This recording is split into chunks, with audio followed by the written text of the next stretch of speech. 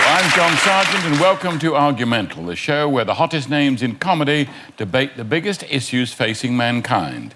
Issues like, is there some way that sexism can be combined with racism to save time? That pack of leeks in my fridge, should I braise them or make soup? And will Scotland's oldest man ever see his 40th birthday?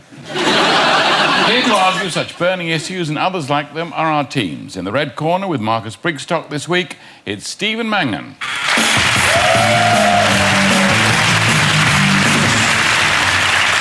And joining Rufus Hound in the blue corner, please welcome Richard Herring.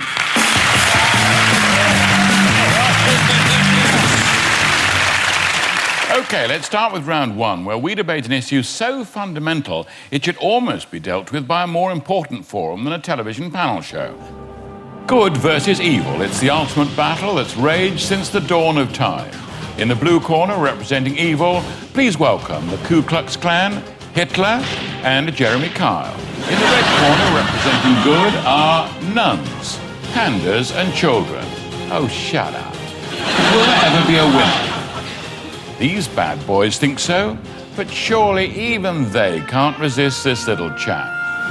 Damn you, evil! Yes, tonight we're debating morality, but the issue I want the teams to argue about is this, that good is better than evil. Supporting the statement on behalf of the red team, it's Marcus Brigstock.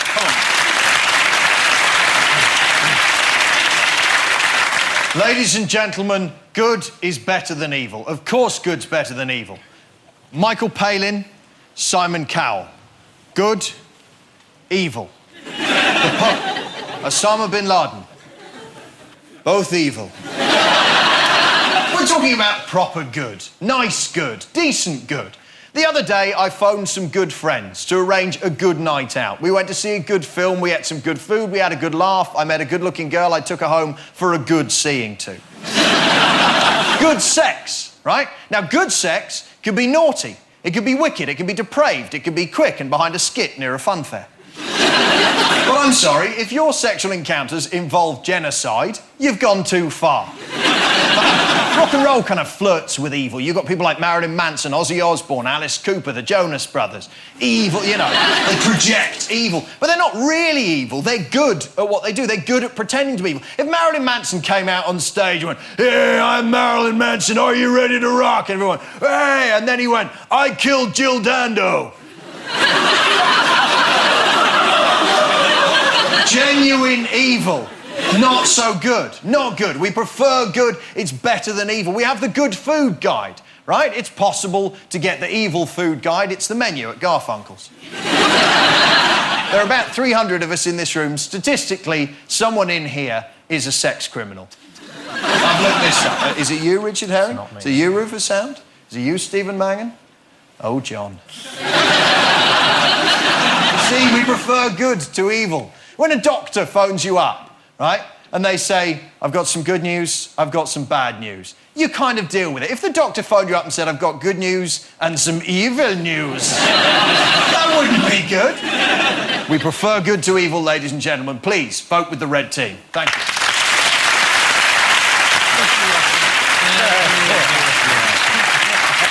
Thank you, Marcus. OK, next up, opposing the statement and arguing that evil is better than good, it's Richard Herring.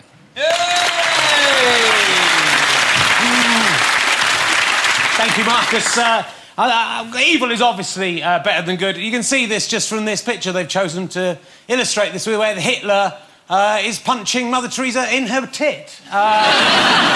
Where do good people live? Good people live there. They're hermits living in caves, praying to a god, trying to stop themselves touching themselves. Evil people, they're better. They live in undersea bases with all mod cons, including a laser that can destroy the world and a pool full of crocodiles and a big army full of beautiful ladies in PVC costumes that you can just have sex with anytime you want. That's better. It's better to be evil. Mother Teresa, she'll go to heaven, but, you know, she had to spend 80 years on this earth with a face like a scrotum. Is it worth it? It's not worth it.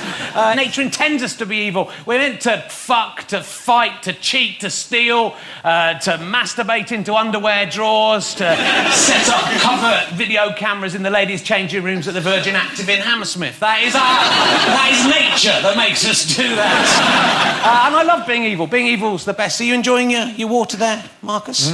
I weed in that earlier. I love being evil. Are you enjoying your water there, Stephen? I am, yeah. I put Rehypnol in that earlier. I don't know anything about it, but you're enjoying your water there, Rufus? Yeah, very much. Arsenic in there. I don't even care you're on my team. I'm that evil.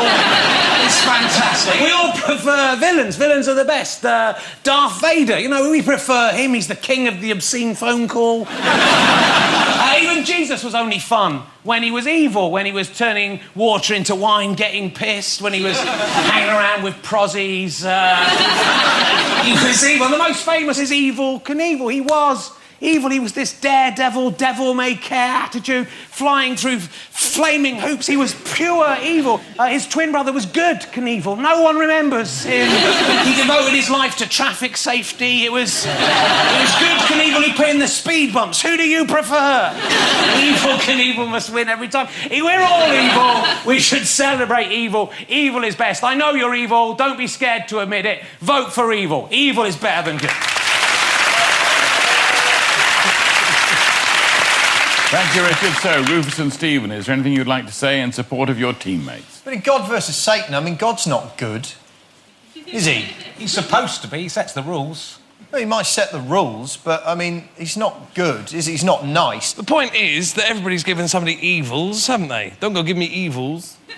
But all the most evil people in the world have had to have armies of people behind them. So people are evil, generally. Well, you can have one evil guy and the rest of the people are good and just a bit confused or bewildered. Exactly. New Labour.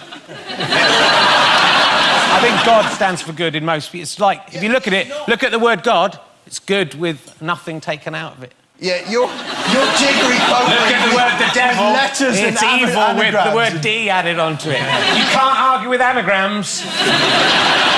The ultimate proof of anything. Thank you all. So, is good better than evil? It's time for the studio audience to decide who made the best case. Hold up your red card if Marcus convinced you to believe in being good, and your blue card if, like Richard, you love Satan. So, it's red for Marcus and blue for Richard. Vote now.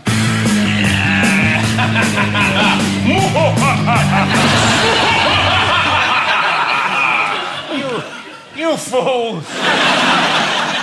So, that looks like a victory for the blue team. Well done, Richard and Rufus.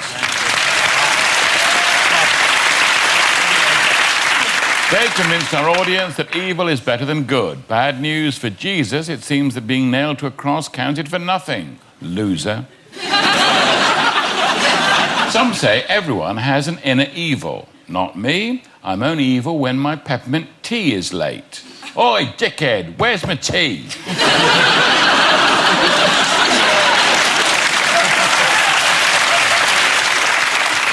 Our next round is called Flip Flop, where we find out how well our teams can argue with themselves.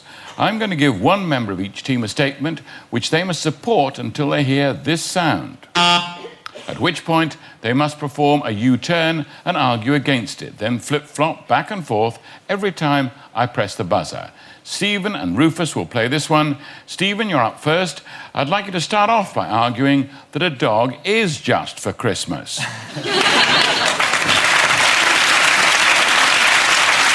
Yeah, well, of course a dog is just for Christmas. They're awful. They're horrible creatures. Call me weird, but I don't want to spend every morning picking up shit in a plastic bag. Well, after my last relationship. Dogs, they sit on your bed and they watch you having sex. Which I quite like. I like having someone watching me having sex. Why are you doing a strange northern accent? I don't know. Go with it. Because often I'm looking at my wife and over her shoulder my dog's watching me and he's saying, "You're doing it wrong. You're doing it wrong." And I think that's nice. Because it's not, well, it's nice for you, but I don't mind being watched or having sex, but not by a dog. A cat or a mongoose or something is fine. And dogs, they need walking all the time. That's all they do, is they want to walk. And you walk them one day and you think that'll do for a few months, and they know the next day up they get. Please take me out walking. So you get the lead, you walk. Can't they learn to drive a car?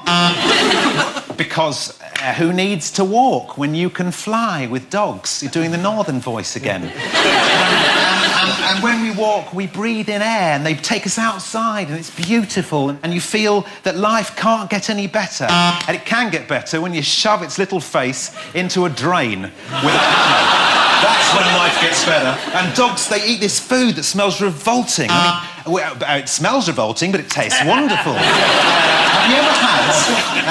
they do one with pork in a dog gravy. It's lovely. And you have some peas with it. And the other thing I've noticed, dog poo, it makes people go blind. Now, you may think that's a bad thing, but it's not really, because dogs are employed as guides for the blind. So they create their own employment. They're very smart dogs. They're much smarter than you or me.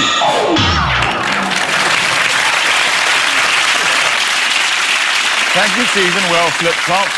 The most popular breed of dog in Korea is the Pekingese, partly because of its personality, but also they're just the right size for the microwave. The best thing about a dog is putting your money on the one that manages to get out of the skip alive.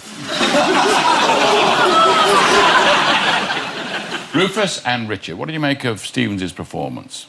I agreed with Northern Steve. I found Southern Steve slightly hypocritical. Well, it's interesting that within you you've got this effete northern... I know, it's quite character quite camp, wasn't he? But I liked him more. He's a nice... You should go be him. Shall I be him? Yeah. OK, from now on, I'm going to be the northern one. It's like when you talk in your normal voice, it's you from now, and when you talk in the northern voice, it's like a showbiz you from the 80s.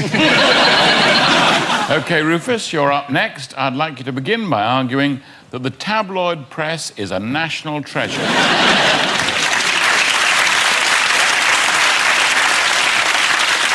The tabloid press is a national treasure. It's a bag of shit for the It's The Sun claims to have 3 million... Do you know, I was going to say the word readers there. That's not quite right, is it? Lookers? Pointers. It is a national treasure, the tabloid press. I don't know if anybody's seen Raiders of the Lost Ark, but that's what happened when Indy and the Nazis looked for treasure. Basically, it whipped out and turned them all into zombies, which is not the same as the Sun. It is the same as the Sun. The tabloid press is not a national treasure. We know this because another name for the tabloid press is the gutter press, and let's be honest, what good comes out of a gutter? Conkers. Smells of our childhood. Gutters are an excellent place to be. Have you noticed that the Sun drops page 3 when they think the story is serious enough to warrant not showing tits? Like, if it's 9/11, no tits that day, no tits for 9/11. If it's just like an earthquake in China, bit of tits for that. That's fine. I wonder, there must be somebody employed at the Sun whose job it is to work out the magnanimity of the news to tit ratio. Has to go to Lorraine 11 from Romford, who then says, I quite like an earthquake. I mean, who wants to get their news as like the Daily Sport? What are you really going to learn from the Daily Sport? I learnt that I can get 3 erections in a single lunchtime.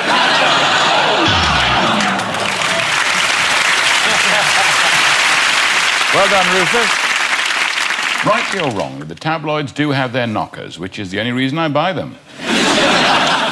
Marcus and Steve, what did you make of Rufus's performance?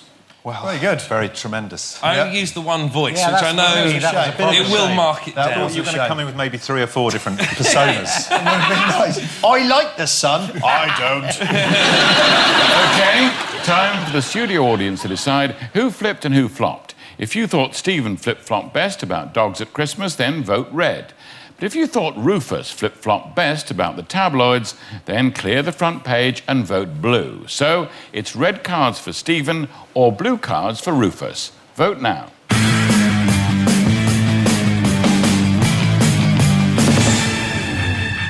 So, a red majority there. Commiserations to Rufus, but congratulations to Stephen.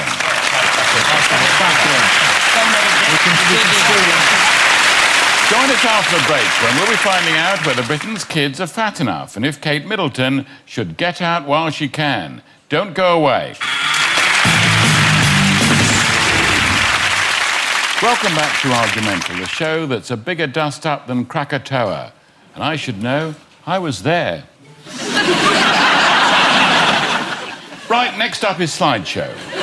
One member of each team will again be debating a controversial issue, but this time I want them to illustrate their argument using a series of pictures which they've never seen before. Richard and Marcus, you're up for this one. Richard, I'd like you to start by arguing that Brit kids are not fat enough. Here's your first picture. Thank you very much. British children are definitely not fat enough. Britain has never had a sumo world champion. The world record for fattest adult. Every year that goes to the USA. We've got to start training kids up for these things. Or we could send them out. Too many kids are doing exercise. Children are being sent out digging the roads now. We've gone back to Victorian times. We need a Lord of the Flies situation. There'll be one fat kid, he'll get picked on. There he is. That's the very kid. Imagine him on a desert island, surrounded by lean British children. They're just going to beat the shit out of him and eat him up. Make them put their pants on. Give them some human dignity. But aside from that, and that is the current American, the fattest child in America. 1 in 5 children in this country eat no fruit at all, you know. I think that figure is just simply not high enough. That's just 20%. I think we get children, instead of eating an orange, kids eat a chocolate orange. Instead of eating a pear, eat a pair of chocolate oranges. Instead of eating a pineapple, eat a ham and pineapple pizza, but take the pineapple off and put some segments of chocolate orange on it. But and then you can end up looking like this guy. And we need more people to die. That is the truth. There's too many people in this world. And if they all eat those big pile of donuts everywhere they go, then we can kill people at an early age. People will die in their 20s and 30s, and there'll be enough room for everyone else. So encourage your children to eat more. The children of Great Britain are simply not fat enough.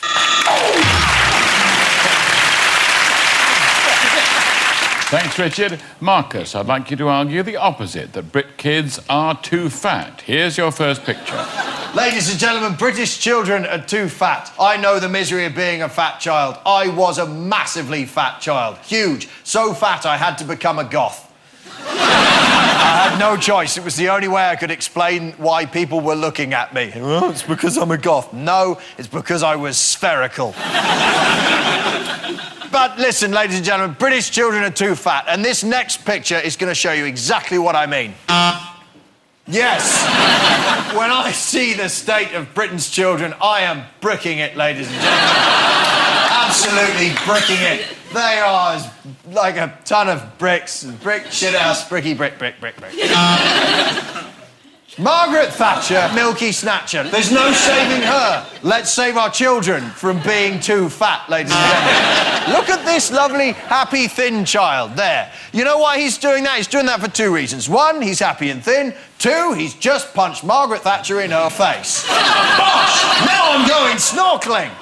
Just one of the fun activities you can take part in if you're a reasonably sized child. Some British children are so fat they have crackling.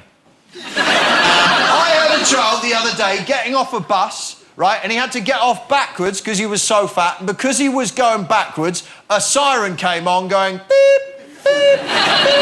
This fat child is reversing. That is bananas. Vote red. Thanks, Marcus. Stephen and Rufus, would either of you like to pitch anything into this debate? Yeah, I think kids definitely too fat. I can only get 2 of them in the boot of my car. Exactly. And they never tell you they're fat on internet chat rooms, do they? Never. This is not what I signed up for. That's the reason why we have to get children fat, because there are a lot of sexual predators. We have to make our children so unattractive. You said that you were so fat your only choice was to become a goth. Yes. Surely if you were that fat, your second choice was to become a bouncy castle. Come on, Briggs coming round! Because I was already a goth, and no one wants to go on a goth bouncy castle. Yeah, sure. Bounce on me. Hang on. Are you saying nobody wants to go on a gothic bouncy castle? Gothic, Of course everybody wants to go to Gothic bouncy castle. Yeah. Look at the minarets. Twang. Gothic bouncy castle, but not a bouncy castle that is a goth. Thanks very much, thank you. So, are Brit kids fat enough? It's time for our studio audience to decide who made the best case. It's a red card for Marcus, who thinks they are, and a blue one for Richard, who thinks they're not. Vote now.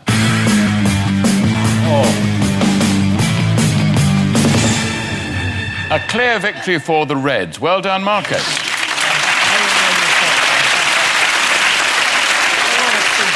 You've convinced the audience that Brit kids are too fat. 1 in 6 children are clinically obese by the time they reach primary school, and a bit out of breath.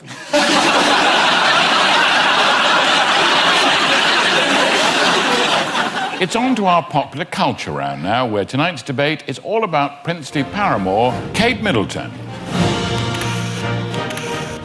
We all know that a royal engagement can end in disaster, but Will's most recent love affair seems to have been on and off more times than a paparazzi's flash. Will's always been a hit with the ladies, though, so Kate better keep up the dutiful girlfriend act if she plans on being a princess. Whether Kate will get her fairy tale ending or a life sentence remains to be seen. But at least the commemorative crockery is ready. Pass the super glue. You saw her there, but the statement I want you to argue is this. Kate Middleton should get out while she can. First up, it's Rufus.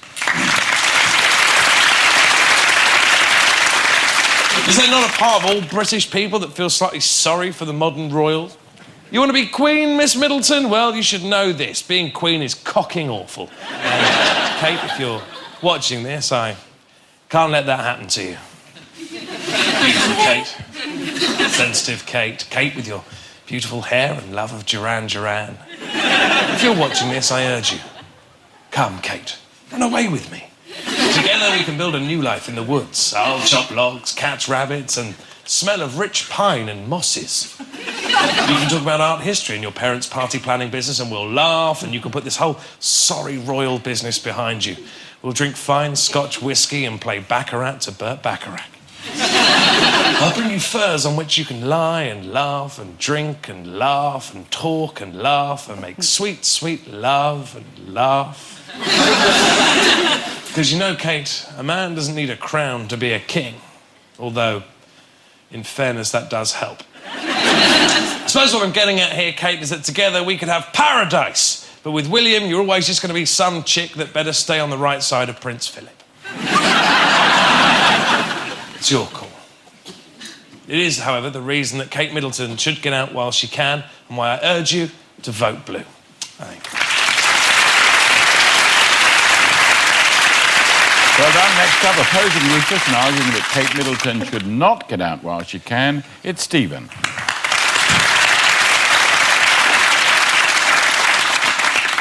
Kate, do not get out while you can. I love the royal family. And I love the Queen. I love the Queen in a loyal subject way, in a patriotic way, but also in a kind of take that crown off and get over here, you dirty bitch kind of a way. And I know that one day I could feel the same way about Kate here. She's just got to stick with it. I mean, why should she get out? William's not that bad looking. You know, he looks just enough like his mum to stop her retching during sex. You can imagine how she could lord it over everyone at the school reunion. You know, what are you up to, Kate? Well, I'm just dating the heir to the throne. Tell me more about your job at Aldi. You know, she should not get out. As a mere commoner, she'd never be able to afford the 90 quid for a packet of Duchy of Cornwall sausages. Whereas now, inside the royal fold, she can get them off the Prince of Wales for nothing. Send us a hamper of pork products, Charlie boy, or I'll tell Camilla you kissed me and touched my boob and then peed on me, saying, "Say my title, say my title. Arise." Now that Di's gone, we need someone who looks vaguely normal to look at. Who have we got now? We've got Prince Chase Me, I'm a Showgirl Edward. Prince Charles is so battered, he looks like a taxi with the back doors open. And Princess Anne has a set of teeth that could eat an apple through a tennis racket. We have to look at this genetic backwash on a daily basis. Kate must stay and inject a bit of chin into the royal family. Come on, Kate. Don't let us down. Stick with it. This country needs you. Vote for the Reds.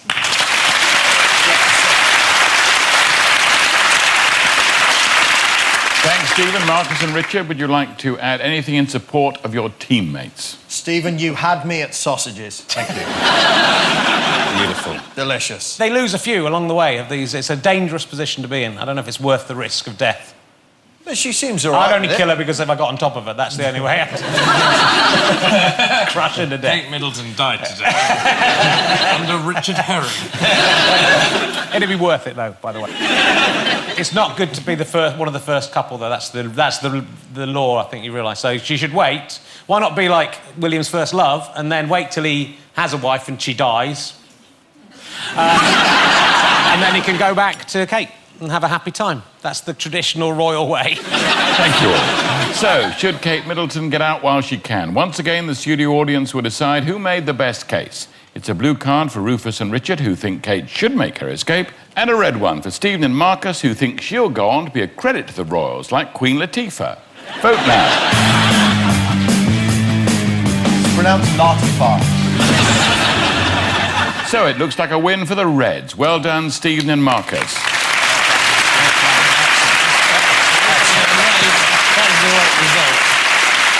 They've convinced the audience that Kate Middleton should not get out while she can. Kate Middleton has that girl-next-door quality, which in my experience means she sometimes forgets to close her bedroom curtains when she changes out of her work clothes. At the end of that round, the red team are ahead. Time now for the final round and a last chance for our teams to show just how argumental they really are. I'm going to show them a series of images. All they have to do is suggest what argument the picture is proving. OK, teams, here's your first one. It's an argument that as you get older, you can be as fit as you like, but the mind is still going, and occasionally you will forget the other glove. It's an argument that it's never too soon to start betting on Team Britain for 2012. Next picture. Is this an argument that you should be very careful before applying to be the toilet attendant at Elton John's house? It's an argument against the tempting synchronised swimming in less than 1 inch of water. And make sure it's water as well. Next one. This is an argument for being very, very specific when you say, let's order a Chinese.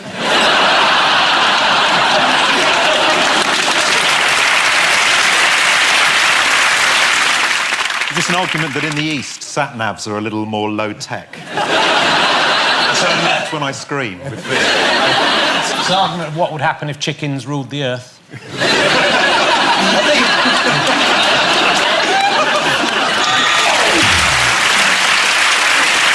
OK, that's it. So for the final time, it's down to our studio audience to decide who made the best case. Red for Marcus and Stephen, and blue for Rufus and Richard. Vote now.